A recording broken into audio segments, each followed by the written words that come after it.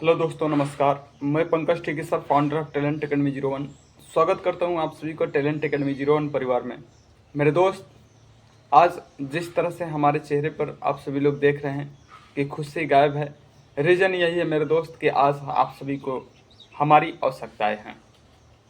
आज जो मैं इतने दिनों से मेहनत कर रहा था, आज कहीं ना कहीं आपको हमारे लिए समर्थन में खड़ा होना पड़ेगा।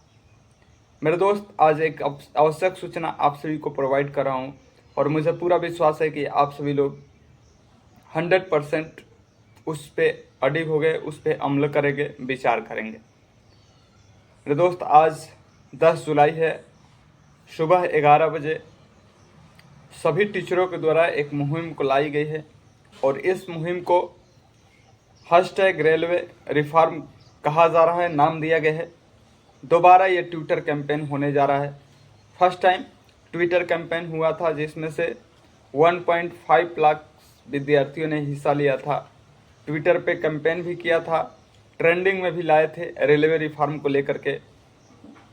खैर, रेलवे पे उतना असर प्रभाव नहीं पड़ा, लेकिन उसका जो रिजल्ट था अच्छा देखने को मिला। तो हम सभी टीचर ने एक बार दोबारा मिल करके आपस में बात करके और सोचा कि इस बार इस मुहिम को और आगे बढ़ाया जाए, और जब तक हम लोगों को उसका रिजल्ट नहीं मिल जाता है तब तक हम लोग दरवाज़ा को खटखटाएंगे, जब तक ये खुल नहीं जाए दरवाज़ा। तो आज आप सभी से हाथ जोड़ के निवेदन करता हूँ, इतने दिनों से आप सभी से मैं पढ़ाया है, आप सभी को गाइड किया है, बताया है, मोटिवेट किया है। आज उसकी मुझे सख्त ज़रूरत है। जितने भी हमारे विद्यार्थी हैं जो हमसे पढ़ते हैं, हमको जानते हैं, और जो विद्यार्थी हमें नहीं जानते हैं, उन सभी से निवेदन यही है कि आज 10 जुलाई 11 बजे सुबह में आप सभी लोग अधिक से अधिक संख्या में इकट्ठा होकर के #रेलवे रिफॉर्म को ट्रेंडिंग में लाना है, ट्विटर कैंपेन करना है। इतना अधिक से अधिक ट्विटर कैंपेन कीजिए कि हमारा जो बातें हैं, हमारे जो ट्विटर कैंपेन जो हम लोग कर रहे हैं, इसका जो मुख्य उद्देश्य है, हमारे रेलवे बोर्ड को सूचना मिले, हमारे जो रेलवे बोर्ड के सीनियर अधिकारी हैं वे लोग उस बात पे अमल करें, हमारे देश के जो प्रधानमंत्री है उन तक ये बातें पहुँचे रेलवे को लेकर के। हमारे जो इस रेलवे बोर्ड के रेल मंत्री जी है अश्विनी वैष्णव जी, उनके यहाँ भी ये बातें पहुँचे। ऐसे तो मैं बता दूं कि अश्विनी वैष्णव जी के पास ये सूचनाएं 1.5 मिलियन, जब 1.5 लाख जो हम लोगों ने ट्विटर किया था, वे बातें उनके यहाँ पहुँची थी, लेकिन वे उस पर ध्यान नहीं दिए, लेकिन प्रभाव उसका अच्छा देखने को मिला। मेरे दोस्तों, जिस प्रकार से ट्विटर कैंपेन हम लोगों ने किया, पहली तारीख को एएलपी का रिजल्ट देखने को मिला, दूसरी तारीख को जेई का रिजल्ट देखने को मिला, तीसरी तारीख को नोटिस जारी हुआ जिसमें बताया गया कि एएलपी में जो रिजल्ट आया है उसमें किस क्वेश्चन को लेकर के क्या कन्फ्यूज़न था, उस चीज़ को उसमें मेंशन किया गया।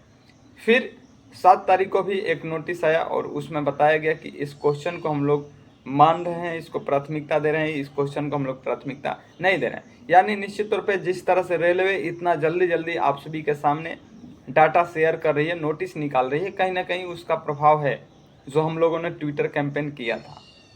मेरे दोस्त, आप सभी से मैं यही चाहता हूं कि अगर आप सभी लोग अपने हक की लड़ाई अगर खुद नहीं लड़ेंगे तो टीचरों की औकात नहीं है कि आपको लड़ करके आपको दे देंगे। आप सभी को पता ही है कि रेलवे रिफॉर्म जो मुहिम चल रहा है, इसमें टीचरों के द्वारा विद्यार्थियों को सहमति से 5 मांगों को रखा गया है। पहला मांग की अगर बात करते हैं तो एग्ज़ाम कैलेंडर जारी होना चाहिए। रेलवे बोर्ड से पहले बात तो यही है कि एग्ज़ाम कैलेंडर आप जारी करिएगा, किस मंथ में हम एग्ज़ाम लेंगे, CBT 1 कब लेंगे, CBT 2 कब लेंगे, कब उनका मेडिकल होगा, डॉक्यूमेंट्स वेरिफिकेशन होगा, कब पैनलिस्ट आएगा, कब उनका ज्वाइनिंग लेटर आएगा। दूसरी बात है कि जो ग्रुप डी की जो वैकेंसी आई है 32,000, उसको सबसे पहले आप लोग बढ़ाइए और ये जो 1 लाख कीजिए। तीसरी बात है कि वेटिंग लिस्ट का जो प्रावधान आप सभी लोगों ने ख़त्म किया है, उस चीज़ को आप लोग स्टार्ट करिए, क्योंकि जो वेटिंग लिस्ट का सीटें जो होती हैं वह तब तक भरी जाती है जब कोई कैंडिडेट बाहर होता है तो उसको फिल की जाती है।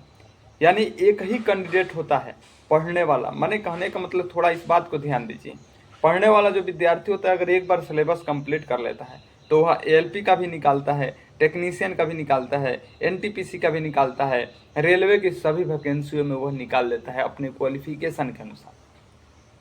अब इसमें क्या होगा कि अगर ग्रुप डी में निकालता है तो उसको फिर निकालेगा एलपी, तो उसको एलपी रेफर उसको चॉइस करेगा। अगर एलपी के बाद से उसने फिर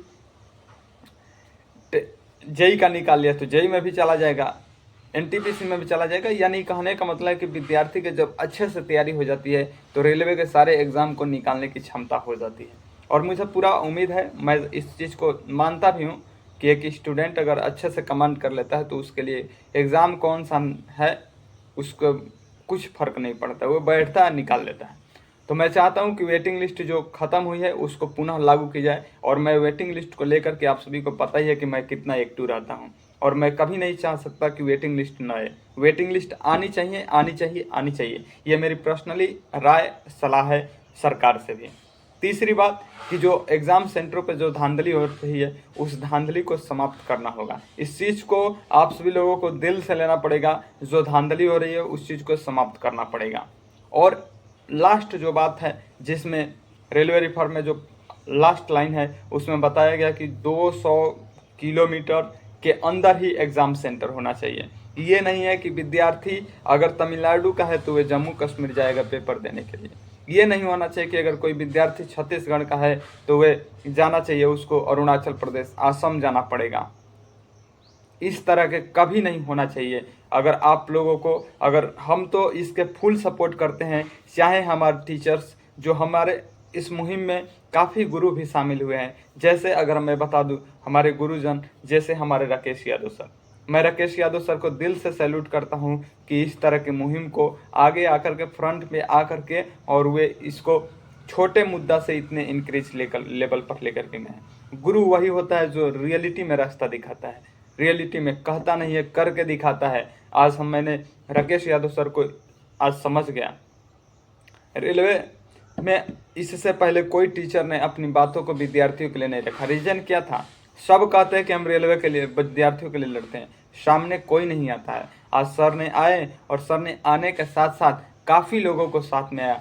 तो मैं सभी टीचरों को धन्यवाद देना चाहता हूं जो इस मुहिम में शामिल हैं, और जो इस मुहिम में शामिल नहीं है उनसे मैं हाथ जोड़ के निवेदन करना चाहता हूं कि आप जो कीमती समय है उसमें 4 मिनट, 5 मिनट, 10 मिनट समय निकाल करके आप अपने बच्चों को बताइए कि आप सभी लोग हैशटैग रेलवे रिफॉर्म में हिस्सा लीजिए। ये खुद की लड़ाई है और इस लड़ाई को लड़ेंगे, खुद ही लड़ेंगे तो उसका रिजल्ट अच्छा देखने को मिलेगा।